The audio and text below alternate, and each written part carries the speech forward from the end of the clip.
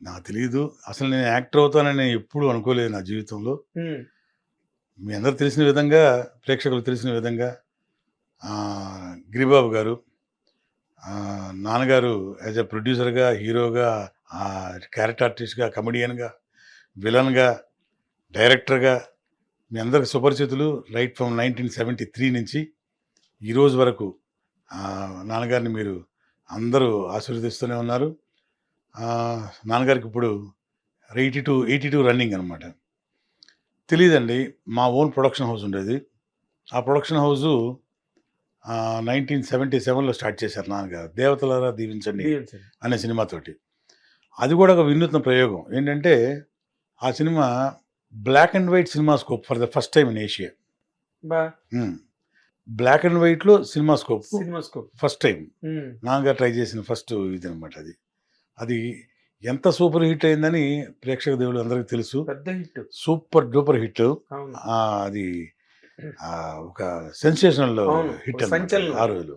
అలాగే నాన్నగారు తీసిన సినిమాలు 'సింహగర్జన' కానివ్వండి, భారీ బడ్జెట్ సినిమా. తర్వాత మా చిన్న బ్యానర్‌లో 'మాధవి చిత్రాన్ని' మా సిస్టర్ కన్సర్న్‌లో దానిలో తీసిన 'ముద్దు ముచ్చట', 'సంధ్యారాగం', అలాగే కీర్తిశేషులు కోగంటి కేశవరావు గారని డిస్ట్రిబ్యూటర్ అవును. బ్రహ్మరామ గారి ఫిలిమ్స్. యెస్. వాళ్ళ బ్యానర్‌లో నాన్నగారు పార్ట్నర్‌గా చేరి అది 'మెరుపుదాడి' అనే ఒక సంచలనాత్మక సినిమా అది గూడా. అవును. అది మెరుపుదాడి. సుమను, భానుచంద్ర హీరోస్. అది కౌబాయ్ సినిమా. అవును. అట్లా అది ఒక సెన్సేషనల్ ఫిల్ము. ఆ ఇయర్‌లో one of the highest collected films అనమాట ఓకే. అది. అట్లా ఆ సినిమా. దాని తర్వాత 'రణరంగం' అనే ఒక పెద్ద బడ్జెట్ ఫిల్ము. భానుచంద్ర, సుమలతో వీళ్ళతో చేసిన సినిమా. తర్వాత కొంత గ్యాప్ ఇచ్చి మా తమ్ముడిని హీరోగా ఇంట్రొడ్యూస్ చేయడం జరిగింది 'ఇంద్రజిత్' అనే సినిమా. అవును. అప్పటి వరకు నేను నాన్నగారికి కోఆర్డినేటర్‌గా పనిచేస్తూ ఉండేవాడిని ప్రొడ్యూసర్‌గా. Okay. So, all of the sudden ఏంటంటే నేనెప్పుడు యాక్టర్ అవుదామని నాకు కోరిక లేదు. ఆ ఇంట్రెస్ట్ లేదు. హ్మ్. బై ఆల్ మీన్స్ ఏంటంటే నేను ఆహ్, బెంగుళూరులో కన్నడ సినిమాలు చేశాను. ఓకే. నా ఓన్ ప్రొడక్షన్. ఓహో! సొంత నిర్మాణ. ఆ! హ్మ్. అంటే మా మామయ్య గారి సహకారంతోటి. హ్మ్. మీకు సుపరిచితులు మీ అందరికీ కమెడియన్ సుధాకర్ గారు, మా ఆహుతి ప్రసాద్, కీర్తిశేషులు. అవును. అలాగే ఇంకొక హరిప్రసాద్, శివరంజని హరిప్రసాద్ తను కూడా ఆహ్, కీర్తిశేషులు. నేను నలుగురం కలిసి 'పోలీసు భార్య' అని తెలుగులో సినిమా వచ్చింది. అవును. మన నరేష్, సీత. కాటగడ ప్రసాద్ గారు చేశారు. కాటకాడ ప్రసాద్ గారు. అవును. పెద్ద హిట్ అది. పులుసు. చాలా పెద్ద హిట్ తెలుగులో. అవును. అదే సినిమాని మేము రీమేక్ చేసాం కన్నడలో. హుహు. మామయ్య గారి సహకారంతోటి ఒక బ్యానర్ స్థాపించి అదొక పెద్ద సెన్సేషనల్ హిట్ అనమాట. అంటే కన్నడలో కూడా. కన్నడలో మామూలుగా కాదనమాట. హ్మ్. ఒక విధంగా చెప్పాలంటే 25 వీక్స్ తెలుగులో 100 డేస్ ఆడింది. Silver Jubilee. Silver Jubilee. హ్మ్. సిల్వర్ జూబ్లీ 4 సెంటర్స్ అనమాట. అబ్బా! అదొక ట్రెమెండస్ హిట్ అనమాట. హ్మ్. ఒక సెన్సేషనల్ హిట్. ఒక కన్నడ పరిశ్రమ రెవెన్యూ బడ్జెట్ ఇదే మార్చేసింది. ఓకే. సినిమా బడ్జెటే. హ్మ్. అలాంటి ఒక సినిమా చేసాం అక్కడ. హ్మ్. అదృష్టంగా కొద్దీ ఆ సినిమా పెద్ద హిట్ అయింది. హ్మ్. తర్వాత మళ్ళీ 'మధురానగర్‌లో' అని కోడి రామకృష్ణ గారి కోడి డైరెక్షన్, రామకృష్ణ గారు, భార్గవ గోపాల్ రెడ్డి గారు చేశారు. చేశారు. ఆ సినిమాని రీమేక్ చేశాం. హుహు. అప్పట్లో ఒక సూపర్ స్టార్ మాలశ్రీ మానేశారు. మన తెలుగు మన అమ్మాయి. 'ప్రేమ ఖైదీ' హీరోయిన్. హ్మ్. హ్మ్. ఆ అమ్మాయి హీరోయిన్ అనమాట. అక్కడ పెద్ద హీరోయిన్. ఆ రోజుల్లో 1990లో అంటే ఒక లేడీ సూపర్ స్టార్ అనమాట. Lady super star. ఒక అవును. ఒక లేడీ అమితాబ్ బచ్చన్. అలాగే మన తెలుగులో డైనమిక్ లేడీ విజయశాంతి గారు, సూపర్ స్టార్ విజయశాంతి గారు. అవును. అలా కలబోసుకున్న ఒక ఇమేజు ఆ అమ్మాయికి కన్నడలో ఉండింది. హ్మ్. సో, అట్లా ఆ అమ్మాయికి పెద్ద సూపర్ హిట్ ఇచ్చాం అప్పుడు ఆ రోజుల్లో. హ్మ్. అదే అట్లా సాయి ప్రకాష్ గారని మన తెలుగు ఆయన గూడా. అవును. అక్కడ మంచి సినిమాలు చేశారు. అక్కడ పెద్ద సూపర్ హిట్స్ అనమాట. ఆ సినిమా గూడా ఐ మీన్ ఆ సినిమానే డైరెక్టర్ ఆయన, ఈయన ఈ అమ్మాయి హీరోయిను మేమందరం ప్రొడ్యూసర్స్. హ్మ్. హ్మ్. ఆ సినిమా వరకు. హ్మ్. దాని తర్వాత సినిమాలో 'మధురానగర్‌లో' అని చెప్పాను కదా! అవును. ఆ సినిమాలో తెలుగులో క్యారెక్టరు సుధాకరు కన్నడలో నేను చేయించాను. ఇంట్రొడ్యూస్ చేశాను. ఓకే. అలాగే మ్యూజిక్ డైరెక్టర్ రాజకోటి గారు మన తెలుగు. అవును. వాళ్ళని కన్నడలో మ్యూజిక్ డైరెక్టర్‌గా ఇంట్రొడ్యూస్ చేశారా? చేసింది కూడా మేమే. ఓహ్! నా బ్యానర్‌లోనే. ఓకే. అలాగా 'శశికుమార్' అని కొంతకాలం ముందు ఎంపీగా కూడా చేశాడు హీరో. అవును శశికుమార్, అవును అవును మన తెలుగు సినిమాలు కూడా కొన్ని సినిమాలు చేశాడు. అవును. అతన్ని అంటే అతను క్యారెక్టర్ ఆర్టిస్ట్గా చిన్న చిన్న వేషాలు, అంటే హీరో శ్రీకాంత్ గారు హీరో అవ్వకముందు చేశారు అవకముందు చూడండి, చేసాడు, అదే అదే. అలాంటి క్యారెక్టర్స్ శశికుమార్ చేస్తూ ఉండేవాడు అనమాట. ఉమ్. అతన్ని హీరో చేసింది మేమే. ఏది ఈ పోలీసు భరిస్తుంది. పోలీస్ భార్యతో. అతని తర్వాత చాలా పెద్ద హీరో అయిపోయాడు ఆయన. అలాగే సాయి ప్రకాష్ గారు పెద్ద హీరో, పెద్ద డైరెక్టర్ గారు. ఈయన మాలశ్రీ గారు సూపర్ స్టార్. ఇక అక్కడి నుంచి దాదాపు 10-12 సంవత్సరాలు ఏలింది కన్నడ ఇండస్ట్రీని. అట్లా మంచి సినిమాలు చేసాం.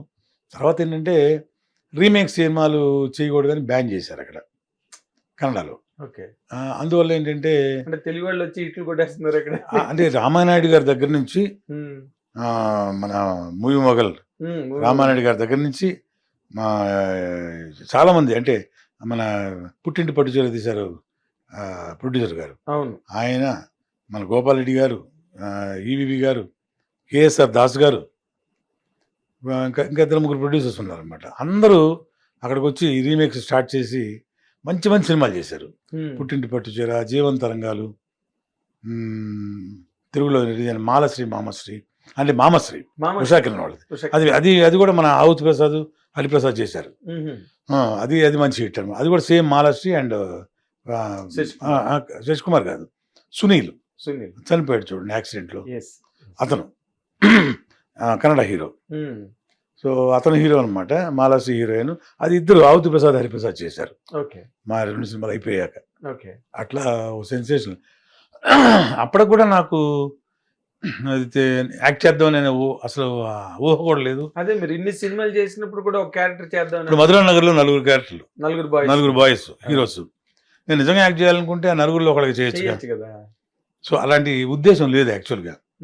కానీ అనుకోకుండా ఏంటంటే ప్రొడ్యూసర్ గానే ఉండిపోదాం అని అనుకున్నారు.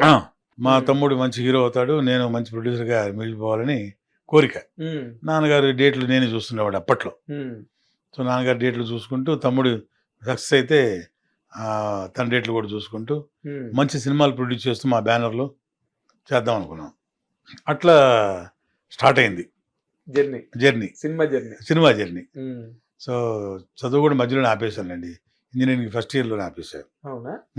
అదే ఇట్లా డైవర్ట్ అయిపోయాను. అదే కదా మరి బిజినెస్ కదా. అవును, నాన్నగారికి తమ్ముళ్ళు అన్నలు ఎవరు లేరు. సో హ్యాండిల్ చేయడానికి అందుబాటులో చేయలేదు. సో నేను అనుకోకుండా అట్లా డైవర్ట్ అవ్వాల్సి వచ్చింది మా ఓన్ ప్రొడక్షన్ కంపెనీలోకి. అట్లా. కానీ మరి ఈ యాక్టర్ అవడం అన్నది, అసలు పూర్తిగా ఒక ప్రొడ్యూసర్ యాక్టర్ అవడం అన్నది చాలా విచిత్రమైన పరిణామం. నాకు తెలిసి ఏ లాంగ్వేజ్ లోని అది జరగలే. యాక్టర్స్ ప్రొడ్యూసర్లు అయిన వాళ్ళు ఉన్నారు, బట్ ప్రొడ్యూసర్లు యాక్టర్లు అయిన వాళ్ళు నాకు తెలియదు. అది ఎలా జరిగింది అన్నదే ఇప్పటికీ $1 మిలియన్ క్వశ్చన్. అది అంటే 1990లో మేము తీసిన సినిమా ఇంద్రజిత్తు, అది తమ్ముడితో తీసాం. పెద్ద బడ్జెట్ ఫిల్మ్ అది. అది ఆల్మోస్ట్ 1990లో ఒక కొత్త హీరో మీద 50 లక్షల రూపాయలు ఖర్చు పెట్టారు నాన్నగారు. 50 lakhs 1990లో. I'm talking about 35 years almost. 30 సంవత్సరాల ముందు 50 లక్షల రూపాయలు అంటే బడ్జెట్.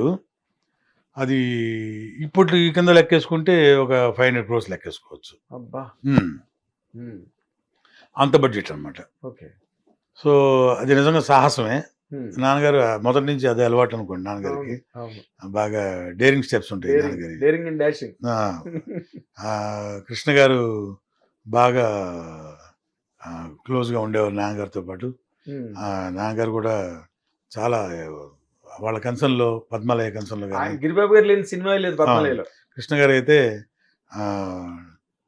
ఇది ఎవరెవరు ఆర్టిస్టులు అని అడుగుతారు మామూలుగా సినిమా చేస్తుంటే.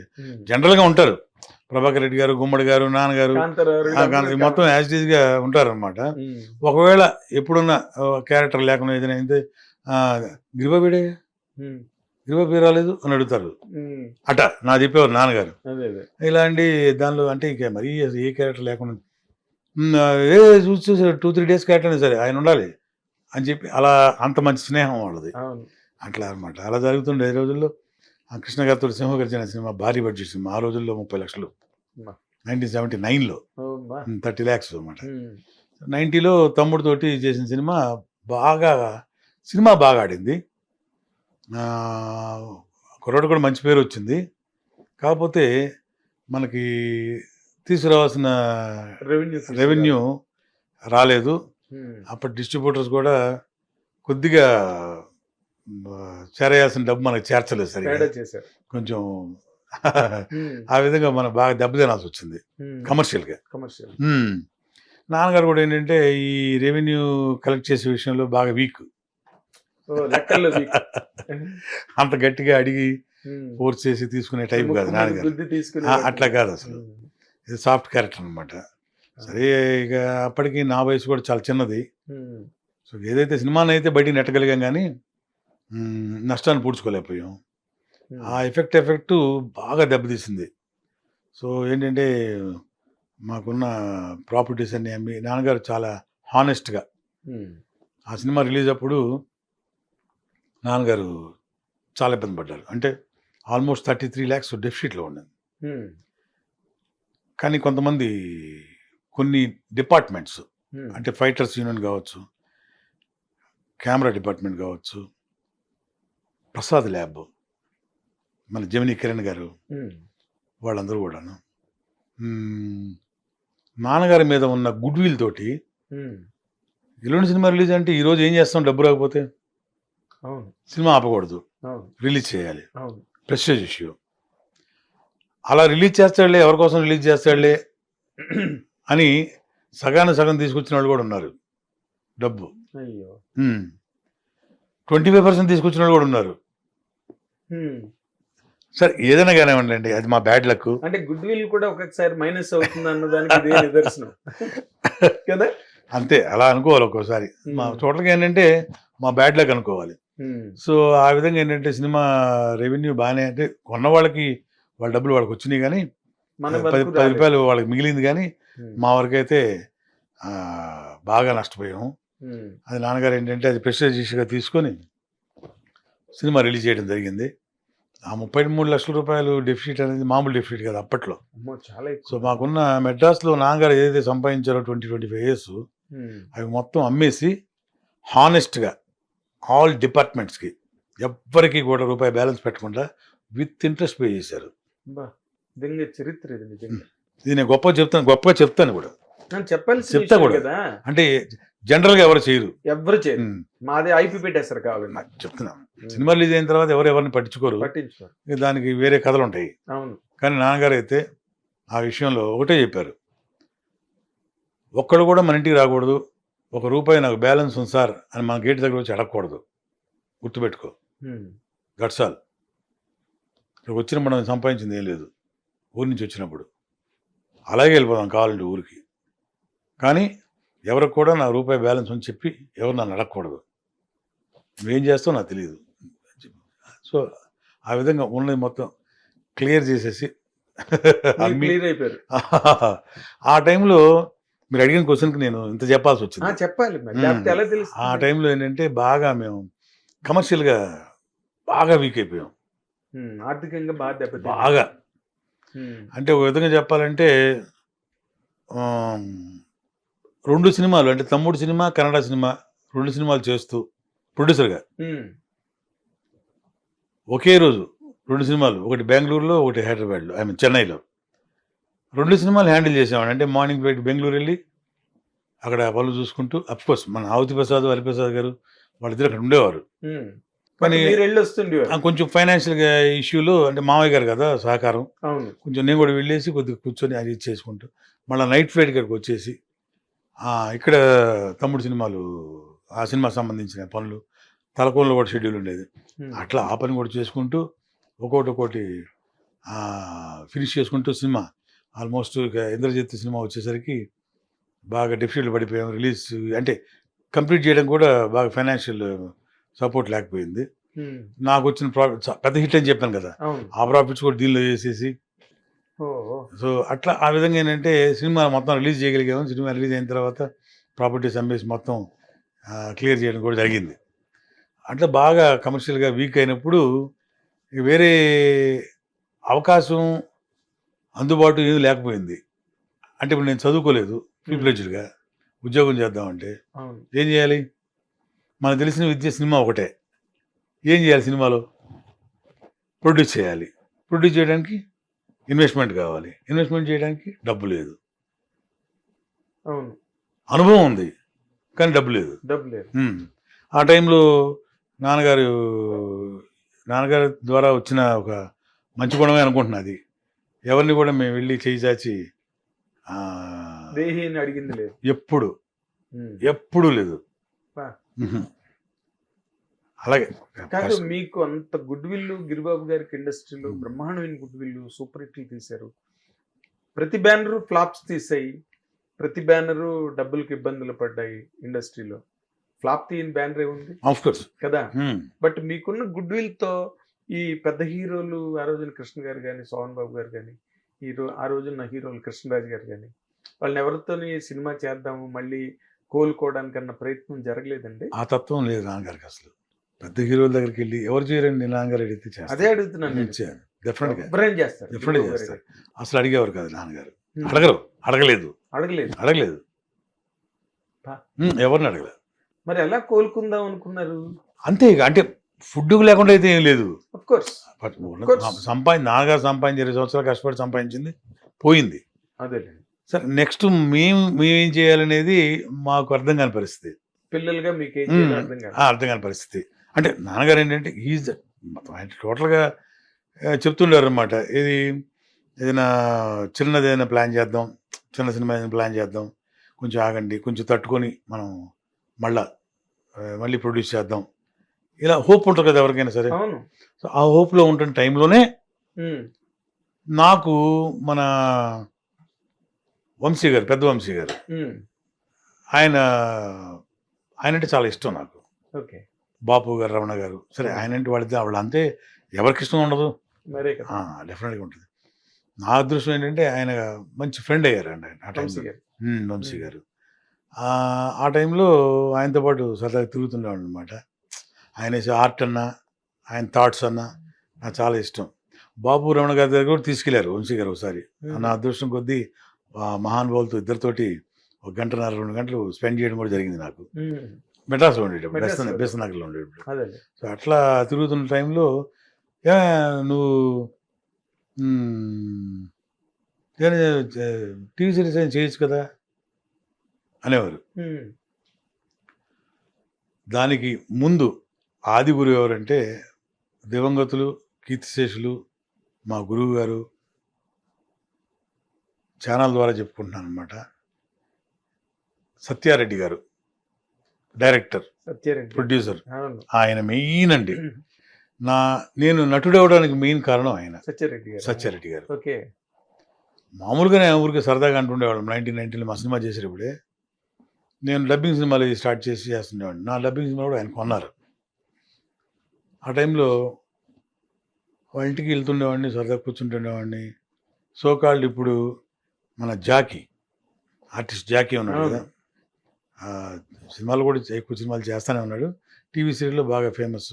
మన హరిత హస్బెండ్ జాకీ, నేను, శ్రీమాన్ అని మన ప్రకాష్ రెడ్డి గారి ప్రొడ్యూసర్, ప్రకాష్ రెడ్డి గారి కొడుకు, కేఎస్ రెడ్డి తమ్ముడు కొడుకు అనమాట. అవును. ఆయన ఆకురాడు. తర్వాత నర్రా శ్రీనివాస్ అని ఇప్పుడు రెగ్యులర్ సినిమాలు చేస్తున్నాడు కదా, నర్రా శ్రీనివాస్. ఇప్పుడు బిజీ ఆర్టిస్ట్. మన పవన్ కళ్యాణ్ గారి సినిమాలు చాలా సినిమాలు చేశాడు, చంద్రబాబు గారి సినిమాలు చాలా సినిమాలు చేశాడు. అందరూ తెలుసు ఆయన. అతను ఫ్యూజీ నాగరాజ్ అని ఒక హీరో, అతను కొసరాజు రాజేంద్ర అని చనిపోయాడు.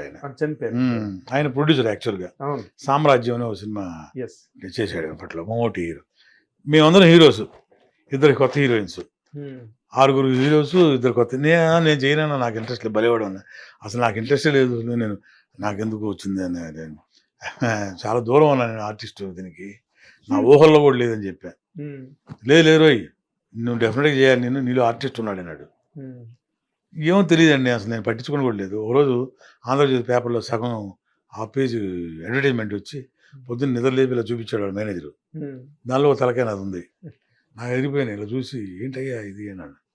అన్న తీసుకొని రమ్మంటాడు. నేను ఏంటయ్యా తీసుకొచ్చేది, నాకు ఇంట్రెస్ట్ లేదని చెప్పాను, ఎందుకే సార్ ఇలా నాకు రాకుండా అన్నాను. నాకు తెలియదు బండి పంపించారు రమ్మంటున్నారు అని చెప్పి వెళ్ళాను. అన్న ఏంటన్నా ఇది ఇలా చేశాను. ఏం లేదా నువ్వు చేస్తావు, వీళ్ళు ఆర్టిస్ట్ ఉన్నాడు, నువ్వు చెయ్యాలి అంతే, నా కోసం చేయరా అని. సత్యారెడ్డి గారు అసలు అట్లా ఉండేది అనమాట. ఆయన నాకు షాక్ అయ్యాను నేను, అసలు ఎందుకు ఇట్లా అనుకుంటున్నాడు ఈయన నా గురించి అని.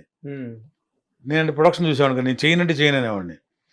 సినిమా షూటింగ్ హైదరాబాద్ రా, ఓ పని చేయరా, నాకు కొంచెం ప్రొడక్షన్ చూసి పెట్టరా అన్నాడు.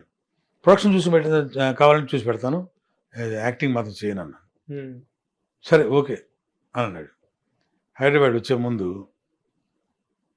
మధ్య మధ్యలో పిలుస్తాను, అలా వచ్చి ఒక సీన్ యాక్ట్ చేసి వెళ్ళాను వాడు. అన్న వదలవా నన్ను అనేవాడిని. అరే చేయరా చేయరా, ఆయనకి ఏం అవసరం అండి నన్ను అలా చేయడం. నిజంగా అలా అనిపించింది. ఏం అవసరం ఈయనకి నన్ను అంత బతిమలాడాల్సిన అవసరం ఏంటి. సరే నన్ను చేస్తాను అన్న, ఓకే అన్నాను. నాకు తెలియదండి ఎలా చేశాను కూడా తెలియదు, నాకు గుర్తులేదు. నాకు మధ్య మధ్యలో పిలిచేవాళ్ళు, ఆ ప్రొడక్షన్ చూసుకుంటున్నప్పుడు మేకప్ వేసేవాళ్ళు, డ్రెస్ వేసుకునేవాడిని, వెళ్ళేవాడిని, చెప్పమని డైలాగ్ చెప్పేసేవాడిని, వచ్చేసేవాడిని. ఇన్వాల్వ్మెంట్ లేదు, తెలియదు నాకు. తీరా ఫస్ట్ క్యాప్ వచ్చిన తర్వాత చూస్తే నేను చేసిన దానికి కూడా బాగా నవ్వారంట థియేటర్లో జనాలు. ఓకే. తర్వాత ప్రివ్యూ వేసిన తర్వాత మా నాన్నగారు, సత్యనారాయణ గారు, అందరు ఫ్రెండ్స్ కదా, గుమ్మడి గారు, మురళీమోహన్ గారు, వీళ్ళందరూ మావాడు యాక్ట్ చేశాడు చూడండి అని చెప్పి, నాన్నగారు కూడా పెద్ద నమ్మకం లేదు నా మీద. వెళ్ళి ప్రొజెక్షన్ చూస్తే పర్లేదయ్యా, బాగా చేశాడయ్యా, నవ్వుతున్నారు జనాలు బాగానే అని చెప్పని, వీళ్ళు కూడా పెద్దవాళ్ళందరూ కూడా నువ్వు ట్రై చేయొచ్చాయా, సినిమా ఆడితే వేషాలు వస్తే చెయ్యి అన్నారు. గుమ్మడి గారు, మురళీమోహన్ గారు, అలాగే ప్రభాకర్ రెడ్డి గారు, సత్యనారాయణ గారు, వీళ్ళందరూ సరే ఏది చెప్తున్నారులే వీళ్ళు అనుకునేవాడిని అప్పట్లో. సో అట్లా ఎంట్రీ. ఆ తర్వాత ఆ సినిమా పెద్ద ఆడలేదు అనుకోండి. తర్వాత నేరం అనే సినిమా వచ్చింది, ఆయన చేశారు, సత్యారెడ్డి గారు, దానిలో క్యారెక్టర్ చేశారు, అది కూడా పెద్ద ఆడలేదు. తర్వాత సత్యభామ సరదా కృష్ణులు అని మన పోసల కిషోర్ గారు ప్రొడ్యూస్ చేశాడు, అది కూడా పెద్ద ఆడలేదు, సగంలోనే ఆగిపోయింది అది. ఇంకా అనవసరం లేదనుకున్నాను అనమాట, ఏదో రన్నింగ్ లైఫ్ రావట్లేదు సినిమాని. అప్పుడు మన వంశీ గారు పిలిచారు. వంశీ గారు పిలిచి లేడీ డిటెక్టివ్, స్నేహ అని ఈటీవీ ఇలా వచ్చినాయి, దీనిలో ఒక ఎపిసోడ్ చేయబోయా సరదాగా, నా మాట విను. ఆయనతో పాటు బొమ్మలు గీస్తుంటే, ఆయనతో పాటు ఆయన రాస్తుంటే, రచనలు రాస్తుంటే, నేను ఆయనతో పాటు 12-1 o'clock కూర్చునేవాడిని సరదాగా, పని కూడా ఏం లేదు కదా. అట్లా ఆ లేడీ డిటెక్టివ్లో, స్నేహ, అలా చిన్న చిన్న ఎపిసోడ్స్, జెమినీ టీవీలో కొన్ని ఎపిసోడ్స్, అలా ఏదో జస్ట్ టైం పాస్ లాగా అలా చేస్తుండేవాడిని. అప్పట్లో బాబాయ్, రాళ్ళబాలి బాబాయ్, మన సాయి కుమార్ గారు నాన్నగారు, పిజే శర్మ గారు, అలాగే వంకాయల సత్యనారాయణ గారు, వీళ్ళ ముగ్గురు పరిచయం. రాళ్ళబాలి గారు మెయిన్ ఇది. ఆయన శర్మ గారి దగ్గర తీసుకెళ్ళి, మేము నాటకాలు వేస్తున్నామయ్యా, మాకు నాటక సమాజం ఉంది, వాళ్ళు బాగా చేస్తారు, థియేటర్ రెగ్యులర్గా వేస్తుంటారు. అందులో మన సాయి కుమార్ గారు, మన కిన్నెర, వంకాయ సత్యనారాయణ గారు, సాక్షి రంగారావు గారు, వేలు గారు, అలాగే పుట్టిప్రసాద్ గారు, గొప్ప అందరూ పాత్ర ఆర్టిస్టులు, మహానుభావులు. వాళ్ళందరూ చేస్తుంటే నేను కూడా వెళ్ళి సరదాగా వెళ్ళి చూస్తుండేవాడిని అనమాట నాటకాలు. ఏం పని ఉండేది కాదు కదా, ఖాళీగా ఉండేవాడిని. పొద్దున్న వెళ్ళిపోయి అక్కడికి వెళ్ళి వాళ్ళు చేస్తుంటే కూర్చొని, అప్పట్లో మన ప్రొడ్యూసర్ జయకృష్ణ గారు శాలిగ్రామంలో ఒక హౌస్ ఉండేది, ఆఫీస్ ఉండేది. ఆ ఆఫీస్లో ఆయన కింద హాల్ మొత్తం దీనికి రిహార్సల్స్కి ఇచ్చేవారు. మార్నింగ్ వెళ్ళిపోయి భోజనాలు కూడా అక్కడే. నేను కూడా అక్కడికి వెళ్ళిపోయి పర్మిషన్ అడిగేవాడిని రాళ్ళపల్లి గారిని, నేను కూడా చూడొచ్చా అని. అదేంటయ్యా అలా అంటావు, రావయ్యా నువ్వు అని చెప్పి పిలిచేవారు. అందరు నన్ను అభిమానంగా చూసేవారు. అంటే బిహేవియర్ ఎలా ఉండేది కదా. గిరిబాబు గారు కూడా, అంటే నాన్నగారు కూడా సుపరిచితులు, ఆయన మీద గౌరవం, అలాగే నేను నాకున్న ఇంట్రెస్ట్ అని పిలిచేవారు. హిట్ టీవీ యాప్, ఇందులో short news, live news, entertainment shows, movies, digital magazines తో పాటు మీ జిల్లా వార్తలను కూడా ఫ్రీగా చూడొచ్చు. ఇంకెందుకు ఆలస్యం, వెంటనే హిట్ టీవీ యాప్ ని డౌన్లోడ్ చేసుకుని ఫ్రీగా ఎంటర్టైన్మెంట్ పొందండి. Hit TV app. Hit TV app. Please download Hit TV app. Hit TV యాప్ని ఫ్రీగా డౌన్లోడ్ చేసుకొని ఎంజాయ్ చేయండి. మీకు నచ్చిన ఎంటర్టైన్మెంట్ కోసం హిట్ టీవీ యాప్ ని ఫ్రీగా డౌన్లోడ్ చేసుకుని ఎంజాయ్ చేయండి. హిట్ టీవీ యాప్ని డౌన్లోడ్ చేసుకుని ఆస్వాదించండి, ఆశీర్వదించండి. ఇంతమంది సెలబ్రిటీలు హిట్ టీవీ యాప్ ని డౌన్లోడ్ చేసుకోండి అని చెప్తున్నారంటే ఎంత మంచి యాప్ ఆలోచించండి. అమెరికా అమెరికా అమెరికా అమెరికాలో చదవాలనుకునే వాళ్ళకి విశ్వసనీయమైన పేరు మన శౌర్య consultancy. UK Law 1 Year Masters. UK Law 1 Year Masters. 2 years work permit up to 5 years visa. Contact Saurya Consultancy. Contact 89851 89851.